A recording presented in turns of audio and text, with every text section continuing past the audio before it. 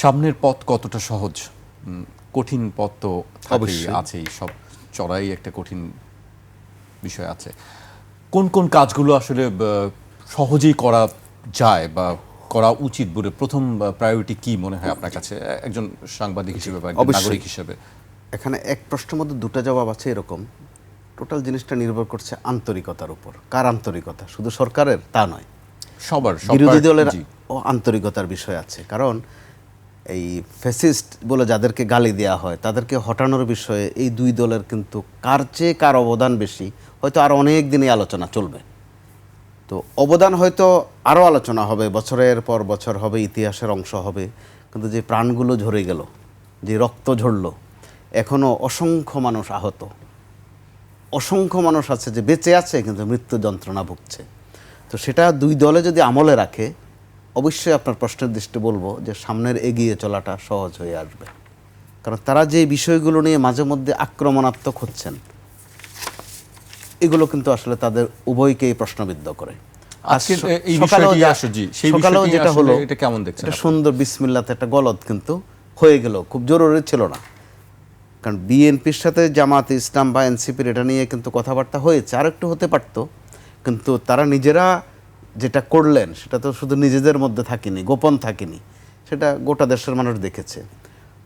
যারা মারা গেছে তাদের আত্মা হয়তো কষ্ট পাবে তাদের এই আচরণে, আর যারা জীবিত আছেন, আহত যাদের কথা বলছিলাম আমি, তারা তো এই তথ্যটা জানেন, দেখেছেন যে তাদের রক্তের উপর দিয়ে আসা পরবর্তীতে যে একটা মোহনায় মিলন হলো, এখানে কিন্তু বিএনপি জামাত নানান নামের চেয়ে বেশি হয়ে গেছে যে তারা ছিলেন মজলুম, জুলুমের শিকার ছিলেন। যারা জুলুমের শিকার ছিলেন তাদের মধ্যে যখন এই বিভক্তি, এখন ছোট্টখাট্ট বিষয় আবার কিন্তু এক হয়ে গেলেন, শপথ নিলেনও। তো কেউ জুলাইকে অস্বীকার করছেন সেটা কিন্তু না, আসলে শিকারের মধ্যে একটা রকম ফের দেখছি, বয়ানের মধ্যে একটা ভিন্নতা দেখছি, এটাও কাম্য ছিল না।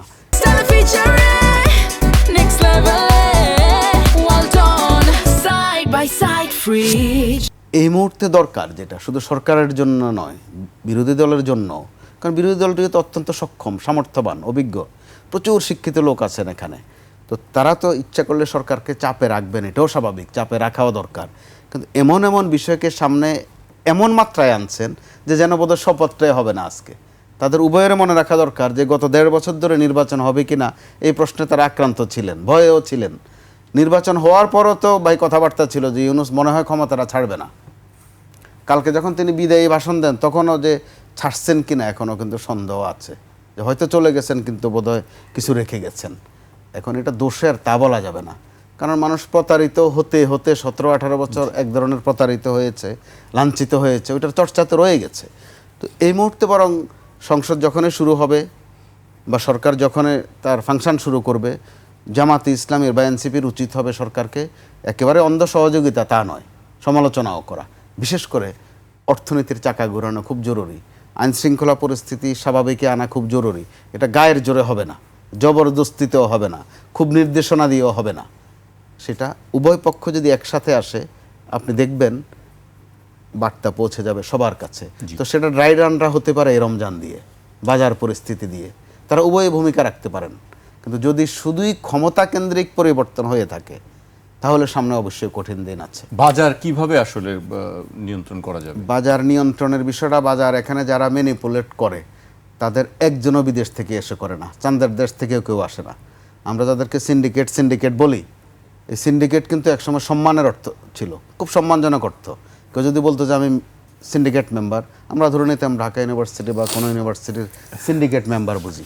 গত বছর কয়েক ধরে ও সিন্ডিকেটের মেম্বার বোঝে যে ওকে পেঁয়াজের কারবার করে নাকি আলুর কারবার করে, কোনটা পরিবর্তন হয়ে গেছে, গালির মধ্যে চলে আসছে। আপনি কিছু কিছু প্রতিষ্ঠানও একসময় আমরা কিন্তু দেখেছি যে প্রতিষ্ঠানের নামের সাথে তারা সিন্ডিকেট রেখে, চমৎকার স্মার্ট শব্দ, অ্যাসোসিয়েশনের বদলে তারা সিন্ডিকেট শব্দটা ব্যবহার করে। গত কয়েক বছর কিন্তু সিন্ডিকেট মানেই হচ্ছে কালোবাজারি, সিন্ডিকেট মানে হচ্ছে দুষ্টচক্রের কেউ না কেউ।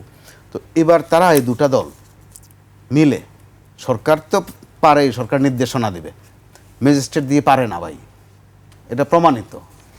এই সরকারও চেষ্টা করেছে, ইউনূস সরকার কম চেষ্টা করেনি, কিন্তু তবুও বাজার মোটামুটি একটু নিয়ন্ত্রণে এনেছিল। আওয়ামী লীগ কি চেষ্টা কম করেছে? চেষ্টায় কুলায় নাই দেখে ওই প্রধানমন্ত্রীর কিন্তু রেসিপি দেওয়া লাগতো যে মরিচের বদলে কি খাবেন, আলুর বদলে কোনটা, পেঁপের বদলে বেগুনি, বেগুনির বেগুনির বদলে পেঁপে। পেঁপে। এই যে নানান রেসিপি, ডিম কিভাবে শুকাবেন, ডিমও নাকি শুকানো যায়, নানান রেসিপি তার দেয়া লাগতো। জি। এটা কিন্তু শখে না কাঁঠালের বা মস্করা করার জন্য না, কাঁঠাল দিয়ে কিভাবে করা যায়, লতি দিয়ে কিভাবে মাংস রান্না যায়, তো যেগুলো করা লাগছে এগুলো কিন্তু শখে না বা ব্যঙ্গ করার জন্য না, এক ধরনের অসহায়ত্বের কারণে এগুলো করা লেগেছে। কুলাতে পারেননি, তাদেরও কিন্তু বড় বড় ব্যবসায়ী ছিল। তো এখন যারা এসেছেন, আমি কয়েকটা নাম তো উচ্চারণ করলামই, তারা কিন্তু আমাদের অর্থনীতির জগতে, বাজার ব্যবস্থাপনা জগতে আইকনের মতো। তারা জানেন কি করতে হবে, কোথায় টোকা দিলে কি হয়, খাতুনগঞ্জে কোন কারবার, চকবাজারে কোন কারবার, বললাম তো।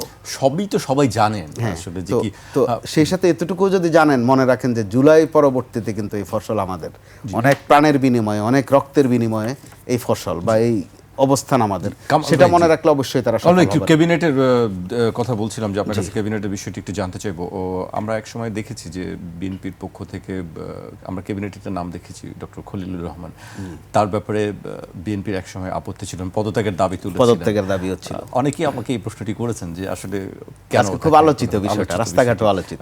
আপনার কাছে কি মনে হয় আসলে? আমার কাছে মনে হচ্ছে এটা একেবারে একটা রাজনীতি। কারণ আমাদের রাজনীতিবিদদের সুবিধা আছেন, তারা সকালে একটা বলবেন, দুপুরে আরেকটা বলবেন, বিকালে গিয়ে আরেকটা বলবেন। আপনি যদি জিজ্ঞাসা করি, বলে যে রাজনীতিতে এরকম টুকটাক বলতে হয়, তো তখন প্রশ্ন আসে, ঘরে বলেন, ভাবির সাথে, বাচ্চাদের সাথে, এগুলো 3 বেলা 3 কথা বলে বাসায় গিয়ে দেখেন তো রাতের বেলা কী অবস্থা হয়। তো আমাদের জনগণের সাথে বলেন কেন?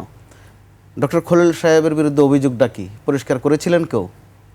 অর্থ হচ্ছে তাকে একটা গালি দিতে হবে, তাকে মাঝে মধ্যে বলতে হবে ইউনুসের খাস লোক, কখনো বলতে হবে আমেরিকার খাস লোক, এটা ওটা বলে তার পদত্যাগ চাইবেন, আবার তার সাথে মিতালিও করবেন, এগুলো সংঘর্ষ করে। জুলাই কিন্তু ওই বার্তাও দিয়ে গেছে আমাদেরকে যে এই গোঁজামিল, যেটা 2 বেলা 2 কথা বলাটা বন্ধ হয়তো করতে পারবেন না রাজনীতিবিদরা, এটা বন্ধ করা বড় কঠিন, অন্তত কমাতে পারবেন, মাত্রাগতভাবে কমাতে পারবেন। আমাদের জানা মতে ডক্টর খলিল একজন জায়ান্ট ফিগার কূটনীতিক অঙ্গনে, অত্যন্ত সক্ষম মানুষ তিনি, অনেক কাজ করেছেন এই ডক্টর ইউনূস সরকারের সাথে, এর আগেও তার অবদান আছে প্রশাসনে, কূটনীতিতে।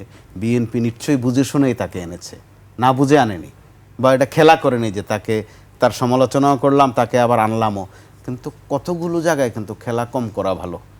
কূটনীতি, অর্থনীতি, ধর্ম, অবশ্যই এগুলোতে যার কাজ যেটা, তাকে সেটা করতে দিলে তিনিও ইনটেক্ট থাকেন, তার মেধা শার্প থাকে, তাকে বিতর্কিত না করা ভালো। আবার যেহেতু আলোচনা হচ্ছে, ব্যাপক আলোচনা হচ্ছে আজকে এই বিষয়টা, তো এতে করে তারা যদি এখানে একটা স্বচ্ছতার পরিচয় দিতে থাকেন, আগে দেননি, এখন যদি দিতে থাকেন, নিশ্চয়ই বিতর্কটাও কেটে যাবে, এই প্রশ্নগুলো একটা জায়গায় আসবে।